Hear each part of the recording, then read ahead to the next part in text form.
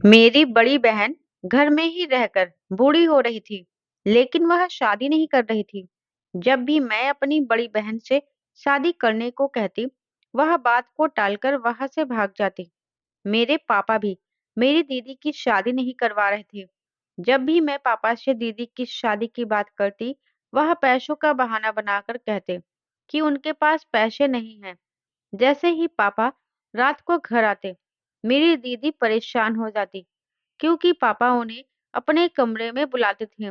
यह सब मुझे बहुत अजीब लगता था। एक रात मैंने यह सोचकर पापा के कमरे में छुपने का फैसला किया कि आखिर ऐसा क्या होता है।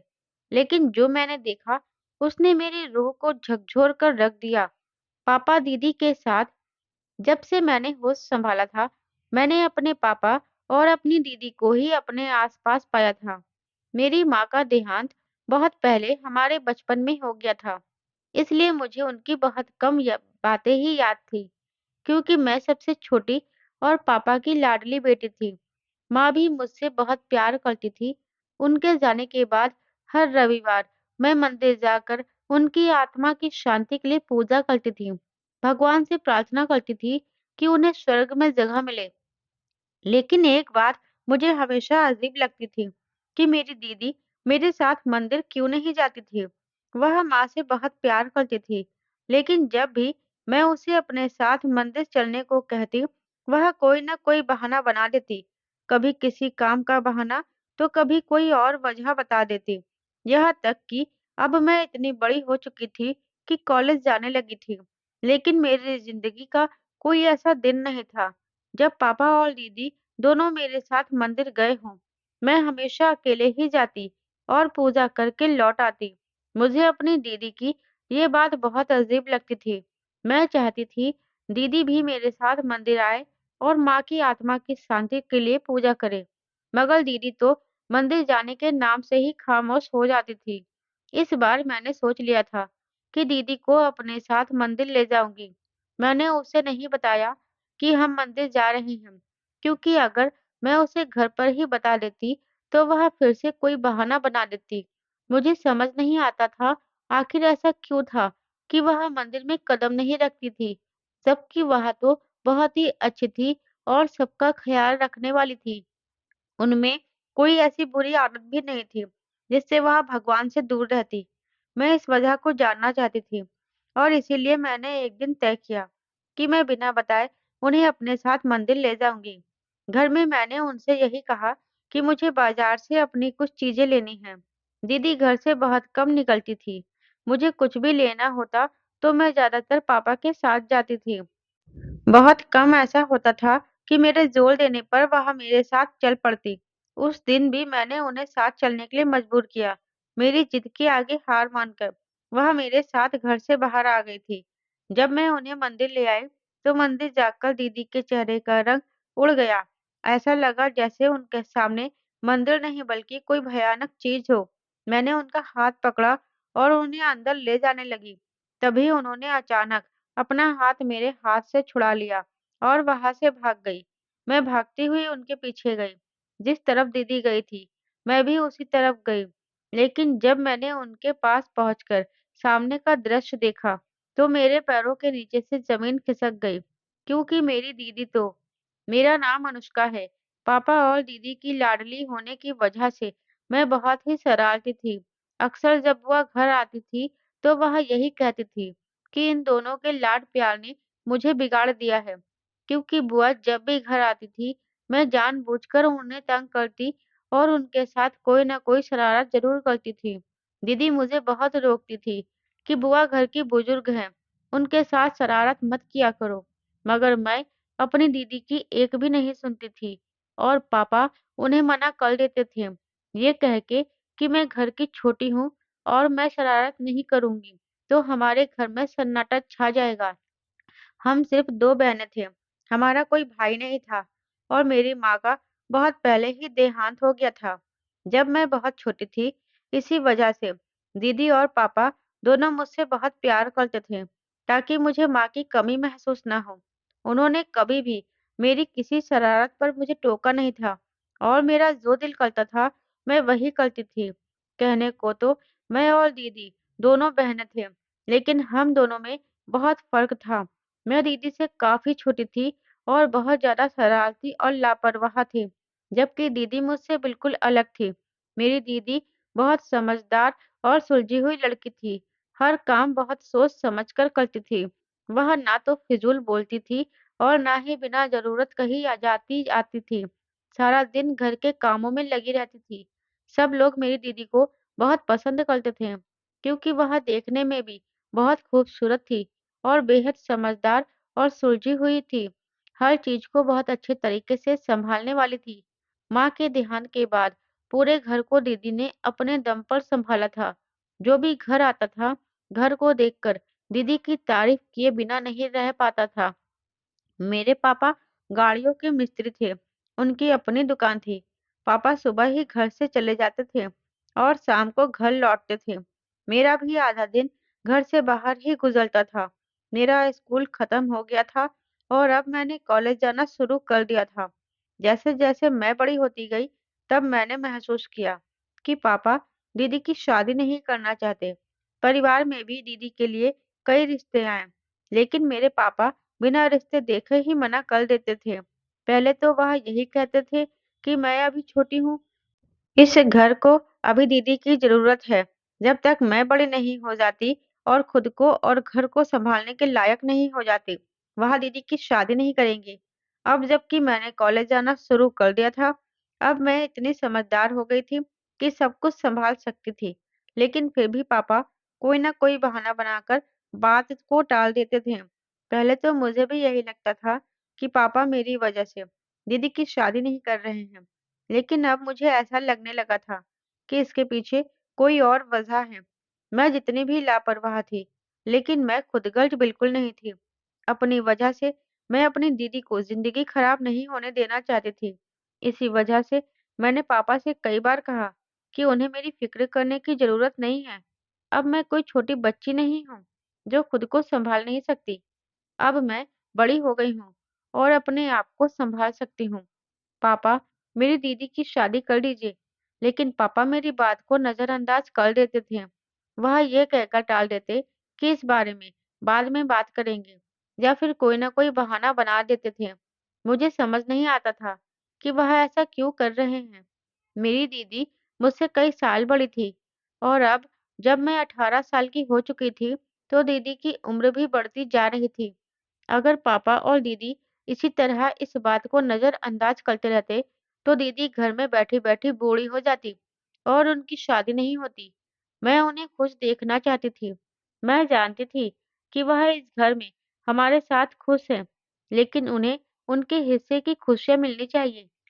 मैंने दीदी से भी कई बार बात करने की कोशिश की, उन्हें समझाने की कोशिश की, मगर वह भी मेरी कोई बात नहीं सुनती थी। जब भी मैं शादी की बात करती, वह खामोश हो जाती। दीदी के चेहरे का रंग उड़ जाता। वह वहां से भाग जाती थी। यह सिलसिला अब से नहीं, बहुत पहले से चल रहा था। दीदी के लिए कई अच्छे रिश्ते आए थे, लेकिन मेरे पापा ने सबको मना कर दिया था। मेरी बड़ी बहन मेरी आंखों के सामने घर में बैठी-बैठी बूढ़ी हो रही थी, लेकिन वह शादी नहीं कर रही थी। उन्होंने खुद भी कभी पापा से यह बात नहीं कही थी। मुझे लगता था कि शायद वह हमारी वजह से चुप है। इसलिए मैंने ठान लिया था कि अब जो भी हो जाए, मैं दीदी की शादी करवा कर ही दम लूंगी। बुआ का बेटा अनुज मेरी दीदी को पसंद करता था। यह बात मुझे कुछ दिन पहले ही पता चली थी, लेकिन दीदी तो उसकी तरफ देखती भी नहीं थी। अनुज देखने में अच्छा था, खूबसूरत था और उसकी नौकरी भी पक्की थी। बुआ भी मेरी दीदी को बहुत पसंद करती थी। मुझे इस रिश्ते में कोई कमी नज़र नहीं आती थी। बुआ ने 1-2 बार इशारों-इशारों में पापा से बात भी की थी, लेकिन पापा ने कोई ख़ास जवाब नहीं दिया, इसलिए वह चुप हो गई।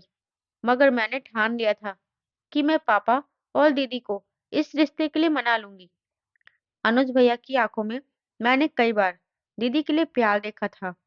और फिर एक बार मेरे पूछने पर उन्होंने मेरे सामने इस बात को कबूल भी कर लिया था।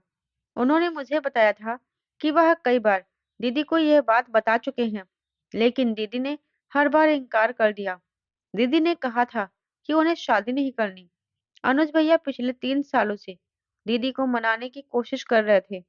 यहाँ तक कि उन्होंने दीदी से भी ये कहा था कि वह उन्हें उनके घर वालों से दूर नहीं करेंगे। वह जब चाहे मुझसे और पापा से मिलने आ सकती हैं या चाहे तो हमारे साथ भी रह सकती हैं। उन्हें इस बात पर भी कोई आपत्ति नहीं थी, लेकिन फिर भी दीदी ने इनकार कर दिया। अब अनुज भैया के पास भी ज्यादा वक्त नहीं है, क्योंकि बुआ उनकी शादी करवाना चाहती हैं।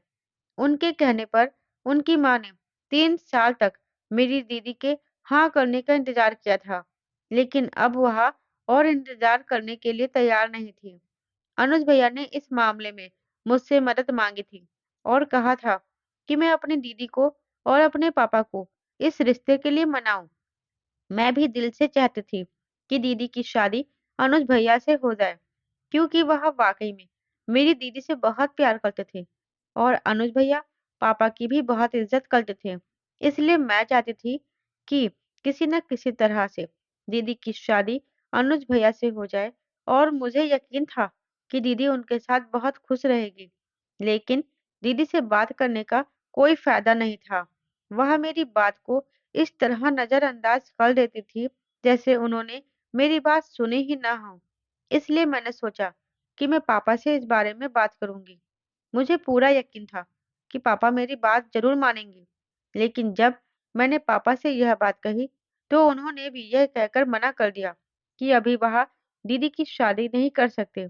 जब मैंने उनसे वजह पूछी, तो उन्होंने कहा कि घर के हालात अभी अच्छे नहीं हैं और उनके पास इतने पैसे नहीं हैं।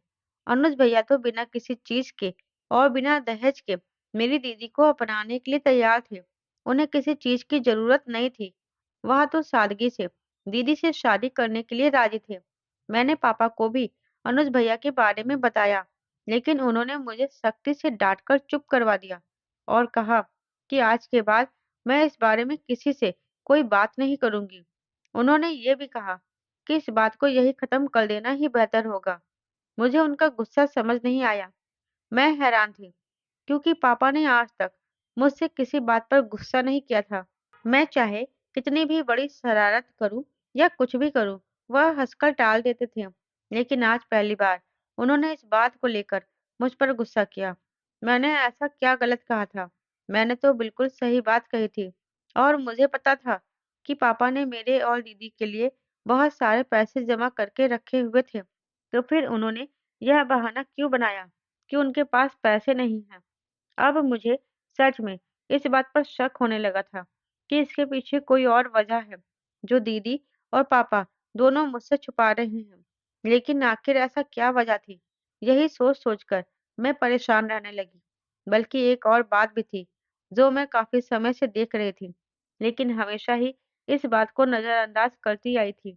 मैं हर रविवार मंदिर जाकर पूजा करती थी और अपनी माँ की आत्मा की शांति के लिए भगवान से प्रार्थना करती थी, लेकिन मंदिर में हमेशा अकेले ही जाती थी। दीदी कभी मेरे साथ मंदिर नहीं गई। जब भी मैं उन्हें अपने साथ मंदिर जाने के लिए कहती, तो वो किसी न किसी काम का बहाना बना देती थी। मेरी दीदी जितनी प्यार करने वाली, सुलझी हुई और समझदार लड़की थी, ऐसे में कोई ये नहीं कह सकता था कि पिछले कई सालों से उन्होंने मंदिर में कदम तक नहीं रखा। जब से मैंने होश संभाला था, मैं अकेली ही अपनी माँ की आत्मा की शांति के लिए मंदिर जाती थी। ना तो मेरे पापा मेरे साथ जाते थे और ना ही मेरी दीदी। मैं कई बार दीदी को अपने साथ ले जाने की कोशिश कर चुकी थी, लेकिन वो हर बार मना कर देती। कभी वो ये बहाना बना देती कि उनकी तबीयत ठीक नहीं है, तो कभी ये कहती कि घर में बहुत काम है और वो बाद में अकेले चली जाएंगी। लेकिन मैं जानती थी कि वो कभी भी मंदिर नहीं गई थी। आखिर इसके पीछे क्या वजह थी? मैं कभी भी इस वजह को जानने की कोशिश नहीं की थी, मगर अब मुझे ऐसा लगने लगा था कि इन दोनों बातों का आपस में गहरा संबंध है। पहला दीदी का शादी से इनकार करना, और दूसरा हर बार मंदिर जाने से इनकार करना। कहीं ऐसा तो नहीं था कि इन दोनों बातों के पीछे एक ही वजह हो? अब मुझे इस वजह को जानना था। शाम होते ही मैं अपना काम खत्म करके अपने कमरे में पढ़ने चली जाती थी। दीदी ने मुझसे कहा था कि मेरी माँ का सपना था कि मैं अच्छे से पढ़ाई करूं और अच्छी शिक्षा हासिल करूं और कुछ बनूं। इसी वजह से मेरा सारा ध्यान अपनी पढ़ाई पर होता था। मुझे नहीं पता था कि घर में क्या हो रहा है। दीदी सारा काम खत्म करके रात को देर से मेरे पास मेरे कमरे में आती थी। उनके चेहरे पर अजीब सी बेचैनी और परेशानी होती थी। आते ही वो बिना मुझसे कुछ बात किए चुपचाप सो जाती थी। मैंने भी कभी ज्यादा सवाल नहीं किए थे, लेकिन अब मैंने हर एक चीज पर ध्यान देना शुरू कर दिया था। जब मैंने अपनी पढ़ाई और जिंदगी को एक तरफ रखकर घर पर ध्यान देना शुरू किया, तो मुझे समझ में आया कि जब भी पापा रात को घर आते, दीदी परेशान हो जाती थी। पापा घर आते ही खाना खाकर अपने कमरे में चले जाते और दीदी को भी अपने कमरे में आने के लिए कहते। दीदी मुझे कमरे में जाकर पढ़ने को कहती और खुद पापा के बुलाने पर उनके कमरे में चली जाती। मैं काफी देर तक उनका इंतजार करती, लेकिन वो नहीं आती। फिर जब वो पापा के कमरे से काफी देर बाद वापस आती, तो बहुत घबराई हुई लगती थी। उनके चेहरे पर पसीना होता था। सर्दियों के मौसम में भी उनके चेहरे पर इतना पसीना देखकर मैं हैरान होती थी। और फिर बिना कुछ बोले वो चुपचाप अपने बिस्तर पर लेटकर सो जाती थी। मुझे ये सब बहुत अजीब लग रहा था। पहले तो मुझे इस बारे में कुछ पता ही नहीं था। ये सब मुझे कुछ दिनों पहले समझ में आया था, जब मैंने घर पर ध्यान देना शुरू किया। तो इससे पहले मैंने कभी इस बात पर ध्यान ही नहीं दिया था कि दीदी क्यों चुपचाप आकर सो जाती है और किसी से कोई बात नहीं करती। अब तक तो मैं यही सोचती थी कि शायद पूरे दिन काम करने की वजह से वो थक जाती है, इसलिए जल्दी सो जाती है। लेकिन अब मुझे इस बात को जानने की बहुत जिज्ञासा हो रही थी कि पापा उन्हें अपने कमरे में क्यों बुलाते हैं और दीदी इतनी परेशान क्यों हो जाती है। मैं अब इतनी भी छोटी नहीं थी कि चीज़ों को समझ ना सकूं, लेकिन जो कुछ भी मुझे समझ आ रहा था, मैं वैसा बिल्कुल भी नहीं सोचना चाहती थी। लेकिन यह कैसे मुमकिन हो सकता है? सारी बातें मेरे दिमाग में उलझ कर रह गई थी। दीदी का शादी से इनकार करना, पापा का उनकी शादी ना करना, या जानते हुए कि दीदी की उम्र बढ़ती जा रही है, फिर भी उनकी शादी के बारे में ना सोचना और इस तरह से उन्हें अपने कमरे में बुलाना और दीदी का इस तरह से घबराना, ये सब मुझे बहुत परेशान कर रहा था। मैं जानती थी, अगर मैं दीदी से कुछ भी पूछूंगी, तो वो मुझे कुछ नहीं बताएंगी, क्योंकि अगर उन्हें कुछ मुझे बताना होता, तो वो मेरे पूछे बिना ही सच-सच सब कुछ बता देती। ज़रूर वो मुझे परेशान नहीं करना चाहती थी और वो ये नहीं चाहती थी कि मैं ये सब जानूँ। वो मुझे हर परेशानी और तकलीफ से दूर रखना चाहती थी। इसी वजह से वो सब कुछ खुद सहन कर रही थी। लेकिन पापा आखिर दीदी के साथ ऐसा क्या करते थे, जिसकी वजह से जब वो कमरे में आती थी, तो उनकी यह हालत होती थी। मुझे अपने पापा और दीदी पर शक होने लगा था। ऐसा लगता था जैसे घर में जो कुछ भी हो रहा है, बहुत गलत हो रहा है और मुझे उसे रोकना चाहिए। इसलिए मैंने ठान लिया था कि मैं इस बारे में अनुज भैया से बात करूंगी, ताकि वो इस बात की गहराई तक पहुंचे और इस राज को जानने में मेरी मदद करे। वो दीदी और पापा से बात करके इस समस्या का हल निकाले और दीदी को मुश्किल से बाहर निकाले। अगले ही दिन मैं अपने कॉलेज से सीधे बुआ के घर गई थी, ताकि अनुज भैया से बात कर सकूं। लेकिन वहां जाकर जो खबर मुझे मिली, उसने मेरी बची हुई उम्मीद भी खत्म कर दी। जब मैं वहां पहुंची, तो कुछ मेहमान पहले से ही वहां मौजूद थे। मैं मेहमानों के जाने का इंतजार करने लगी, ताकि जब अनुज भैया अकेले हों, तो मैं उनसे इस बारे में बात कर सकूं। लेकिन फिर बुआ ने जो बात मुझे बताई, उसके बाद कुछ भी कहने का कोई मतलब नहीं था।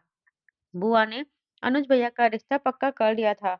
यह बात सुनकर मैं चुपचाप घर वापस आ गई, क्योंकि अब अनुज भैया से कुछ भी कहने का कोई फायदा नहीं था। आज मुझे ऐसा लग रहा था जैसे कोई बहुत बड़ा नुकसान हो गया हो और यह सब दीदी की अपनी वजह से हुआ था। अनुज भैया दीदी से कितनी मोहब्बत करते थे, लेकिन दीदी ने कभी उनकी मोहब्बत को अहमियत ही नहीं दी। काश दीदी अनुज भैया की मोहब्बत को समझती, उन पर भरोसा करती और जो सच मुझे नहीं बता रही थी, वो अनुज भैया को बताती। शायद आज वो जिस परेशानी और मुश्किल में थी, उसमें ना होती। माँ के जाने के बाद मेरे लिए दीदी और पापा ही सब कुछ थे और मैं अपनी दीदी को इस तरह मुश्किल में नहीं देख सकती थी। जब मैं घर पहुंची, तो दीदी हमेशा की तरह घर के कामों में लगी हुई थी। दीदी तो अपना ख्याल भी नहीं रखती थी उनका चेहरा मुरझाया हुआ लग रहा था। भगवान ने उन्हें कितनी खूबसूरती और आकर्षण से नवाजा था, लेकिन उन्होंने कभी इस खूबसूरती को निखारने या सजाने की कोशिश नहीं की। हमेशा माँ की तरह घर के कामों में लगी रही और कभी अपने भविष्य के बारे में नहीं सोचा। आज उनकी खुशियाँ कोई और लेकर चला गया था और वो यहाँ नौकरानी की तरह घर के कामों में जुटी हुई थी। उस दिन मुझे बहुत गुस्सा था। जब मैं घर पहुँची और दीदी ने मुझसे खाने के बारे में पूछा, तो मैंने गुस्से में उन्हें बहुत कुछ कह दिया। मैंने उनसे कहा कि उन्होंने मुझे अपनी इस चुप्पी और जिद की वजह से एक प्यार करने वाले इंसान को खो दिया है। अनुज भैया में आखिर कौन-सी कमी थी? दीदी ने क्यों उनकी मोहब्बत को ठुकराया? और आज कोई और लड़की उनकी खुशियाँ लेकर चली गई। अब वो सारी ज़िंदगी यहीं बैठकर घर के काम करती रहेंगी, क्योंकि पापा उनके लिए और कोई रिश्ता ढूँढने के पक्ष में नहीं हैं और ना ही वो उनकी शादी करना चाहते हैं। मेरे दिल में जो कुछ भी था, मैंने सब कुछ दीदी से कह दिया। मैंने यहाँ तक कहा कि पापा जाने किस मकसद से ये सब कर रहे हैं और उनकी शादी नहीं कर रहे हैं। जब दीदी ने पहली बार मुझ पर हाथ उठाया था, उन्होंने मुझे थप्पड़ मारा और गुस्से से बात की। ये पहली बार था जब दीदी ने मेरे साथ ऐसा व्यवहार किया। उन्होंने मुझसे कहा कि शादी ना करना उनकी अपनी मर्ज़ी है। इसमें पापा का कोई कसूर नहीं है। उन्होंने सख्त लहज़े में कहा कि आज के बाद मैं उनके लिए ऐसा कोई शब्द इस्तेमाल ना करूँ। जहाँ तक बात अनुज की है, तो उन्हें अनुज से कोई लेना-देना नहीं है और ना ही उसकी मोहब्बत से। वो कल ही किसी से शादी कर ले, उन्हें इस बात से कोई फ़र्क नहीं पड़ता। दीदी ने कहा कि अगर मैंने उनके सामने फिर से ऐसी कोई बात की, तो वो भूल जाएँगी कि मैं उनकी छोटी बहन हूँ। ये कहते-कहते दीदी की आँखों में आँसू आ गए। वो रोते हुए वहाँ से चली गई और अपने कमरे में खुद को बंद कर लिया। मैं जानती थी कि मुझे दुखी करके उन्हें बुरा लगा है। वो ऐसा करना नहीं चाहती थी, लेकिन ऐसा कौन-सा दर्द था, जिसे वो अपने अंदर दबाकर जी रही थी। मैं चाहती थी कि गुस्से में ही सही, वो अपने दिल की बात मुझसे कह दे, लेकिन उन्होंने फिर भी कुछ नहीं कहा। तब मुझे समझ आ गया था कि जो कुछ भी हो रहा है, उसके पीछे कोई न कोई बड़ी वजह है। मेरी दीदी ये सब कुछ अपनी मर्ज़ी से नहीं कर रही थी। ज़रूर कुछ ऐसा था, जो उन्हें ऐसा करने से रोक रहा था। मैंने उनकी आँखों में अनुज भैया के लिए प्यार देखा था। यही वजह थी कि उनकी सगाई की खबर सुनकर दीदी इतनी दुखी हो गई थी।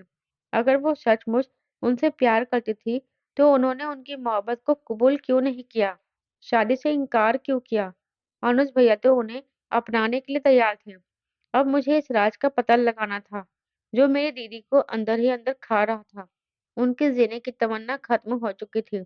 यहाँ तक कि उन्होंने अपनी मोहब्बत भी किसी और के हाथों में सौंप दी। पहले मुझे सिर्फ शक था कि दीदी भी अनुज भैया से प्यार करती है। लेकिन एक दिन जब दीदी पापा के साथ बाजार गई थी, मैंने उनकी डायरी पढ़ी।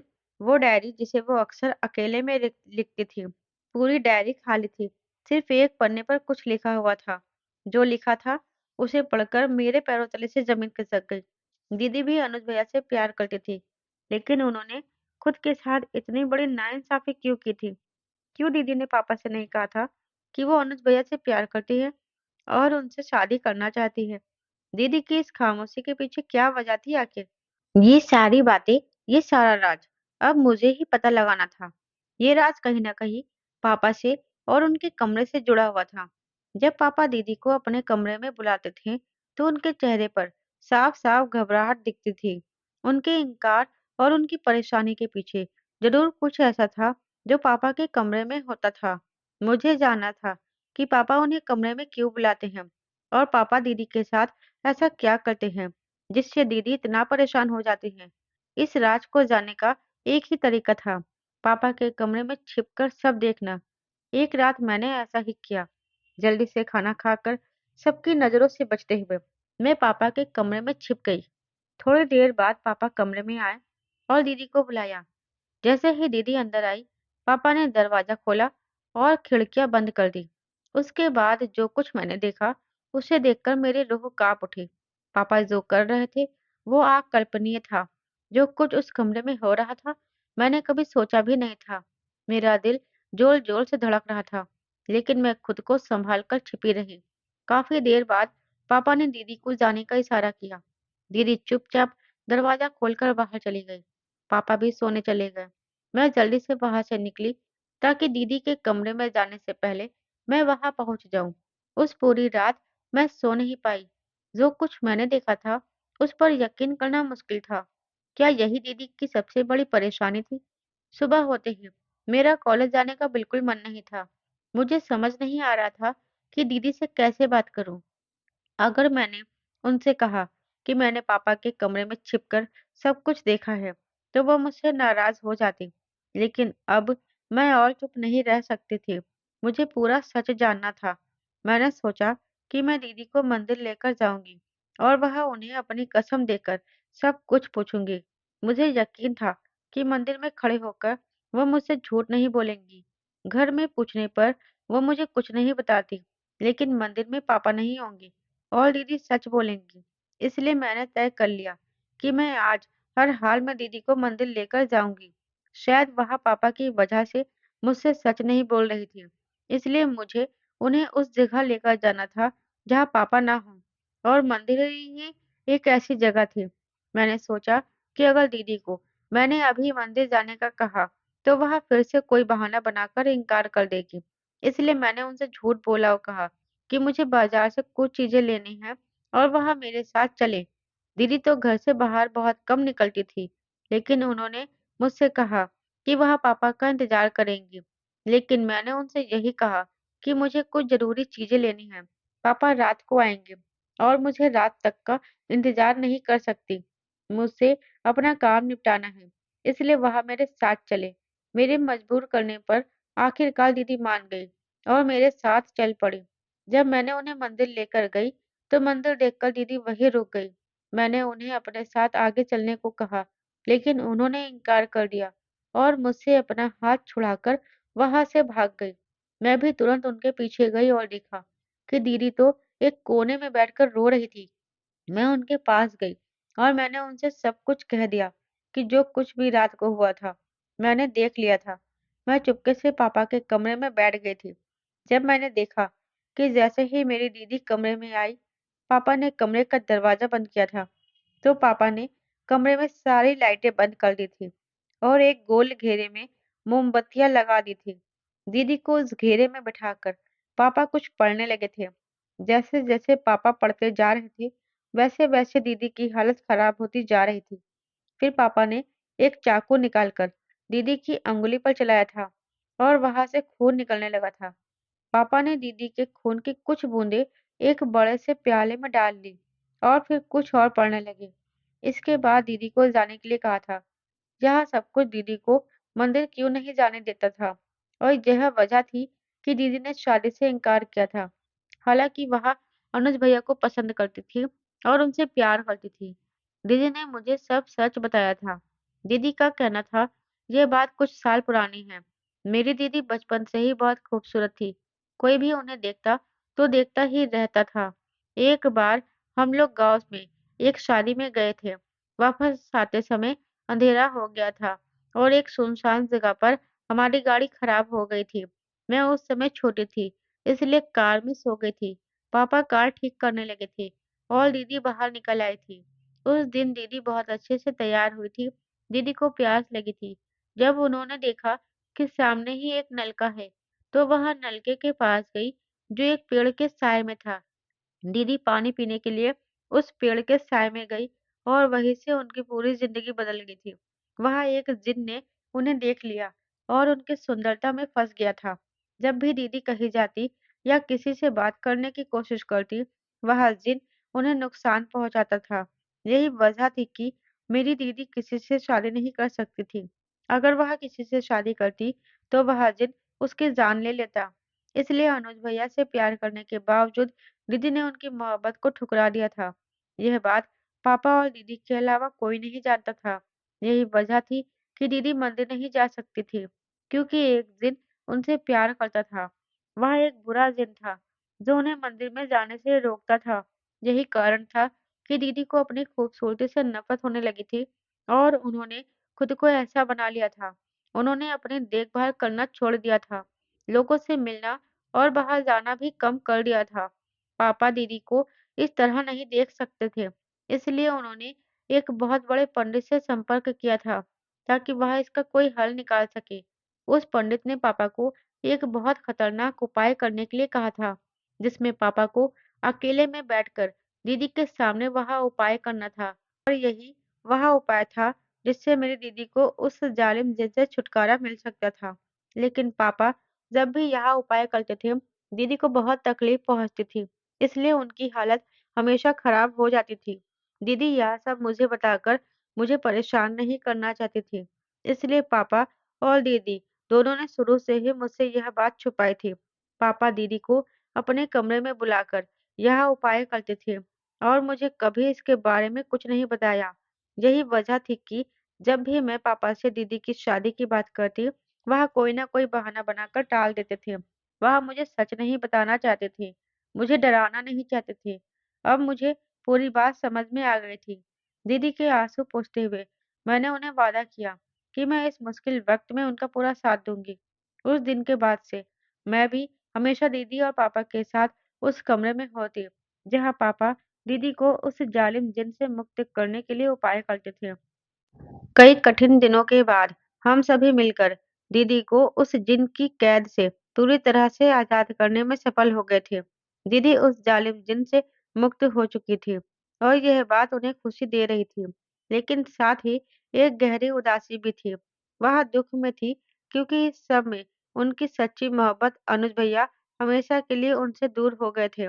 मैं दीदी से इस दुख को समझ सकती थी, क्योंकि उन्होंने अनुज भैया से सच्ची मोहब्बत की थी और उसी मोहब्बत को पाने के लिए उन्होंने अपनी पूरी ज़िंदगी उनकी यादों में बिता दी थी।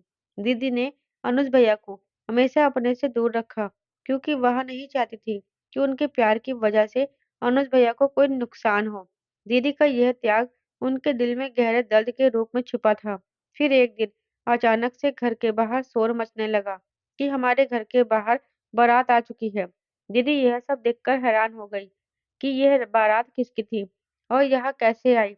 जब बुआ और अनुज भैया घर में दाखिल हुए, तो अनुज भैया ने दीदी से कहा, तुम सोच रही हो कि मैं तुम्हें छोड़कर किसी और से शादी कर लूंगा? इस पर दीदी को और भी हैरानी हुई, क्योंकि वह जानती थी कि अनुज भैया उनकी मोहब्बत को पूरी तरह से नकार चुके थे।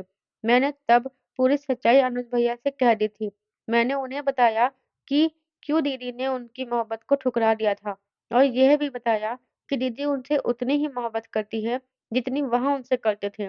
यह सब जानने के बाद अनुज भैया का चेहरा सख्त हो गया था, लेकिन फिर उन्होंने मुझे और पापा को समझाया और हमें विश्वास दिलाया कि वह दीदी से कभी भी दूर नहीं जा सकते थे।